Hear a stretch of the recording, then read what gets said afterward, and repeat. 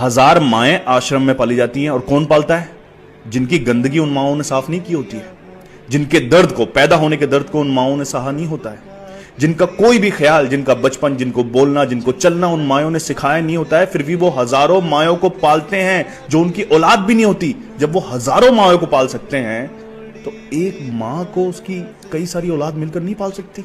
एक बेटा अपनी माँ के पास आता है, बोलता है कि माँ तूने मुझे पाला है, पैदा किया है, मेरी इतनी ऐसी परवरिश की है, मुझे बड़ा कर दिया है, मैं तेरे हक अदा करना चाहता हूँ।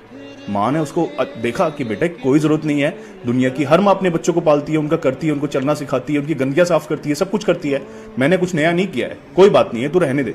वो जिद करने लगा, नहीं नहीं माँ तूने पाला है, तेरे बहुत एहसान है, मैं तेरे हक अदा करना चाहता हूँ। अब माँ तो माँ होती है, जब उसने बहुत जिद की, उसने कहा ठीक है, तू आज जब रात को मैं सोऊंगी ना तो मेरे कमरे में अपना बिस्तर लगा लेना। माँ अपने कमरे में सोती है, उसमें दूसरे बिस्तर की भी जगह नहीं होती है, बेटा नीचे बिस्तर लगा लेता है।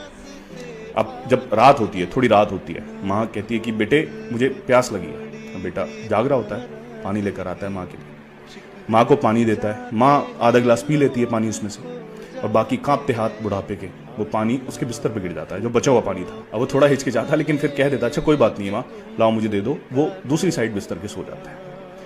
थोड़ी देर बाद बुढ़ापे का हाल है, यही होता है, बुढ़ापा तो बचपन के जैसे ही होता है, जैसे बच्चे होते हैं वैसे ही बुढ़ापा होता है। थोड़ी देर बाद जब वो गहरी नींद में गया, फिर से माँ ने कहा बेटे बेटे, कई सारी आवाज़ें दी, बेटे पानी चाहिए। वो फिर से गया नींद से उठकर, हालांकि अब इतना आसान नहीं था जैसे जब वो जागा हुआ था, लेकिन वो गया, पानी लाया, माँ ने फिर से पानी पिया। इस बार पानी फिर से रख रही थी और माँ के हाथ से फिर पानी गिर गया। अब वो माँ के हाथ से गिर रहा था कि माँ जानबूझकर गिरा रही थी, कि उसको एहसास दिलाना चाह रही थी, वो नहीं पता, लेकिन पानी फिर से उसके बिस्तर पर गिर गया। जब पानी उसके बिस्तर पर गिरा, अब बिस्तर बहुत ज़्यादा गीला हो गया। वो कहता कि माँ क्या कर रही हो, ये सब क्या आपने लगा रखा है, पानी बिस्तर पे गिरा रही हो। उसने एडजस्ट किया, बस थोड़ा सा बिस्तर उसका बचा हुआ था। माँ ने जब आखिरी पहर में रात के फिर से पानी मांगा तो उस बेटे ने, अब नींद थी, नींद में गया, लाया, गिराना नहीं, लेकिन फिर से गिर गया। अब जब पानी गिराना तो अब बर्दाश्त के बाहर बेटे की बात हो। बेटा कहता है माँ क्या कर रही हो, कितनी बार पानी गिरा दिया, मेरा पूरा बिस्तर गीला कर दिया, मैं सोऊंगा कहाँ, और ये क्या बात होती है, एक बार गिर जाए, 2 बार गिर जाए, सब बार पानी गिरा देती हो, पूरा बिस्तर गीला कर दिया। वो चिल्लाने लगा। माँ ने कहा बेटे सिर्फ पानी गिराया है, गंदगी नहीं की मैंने। तू कहता ना हक अदा करने आया ना तू, मैंने तो गंदगी नहीं की कोई, तू गंदगी करता था।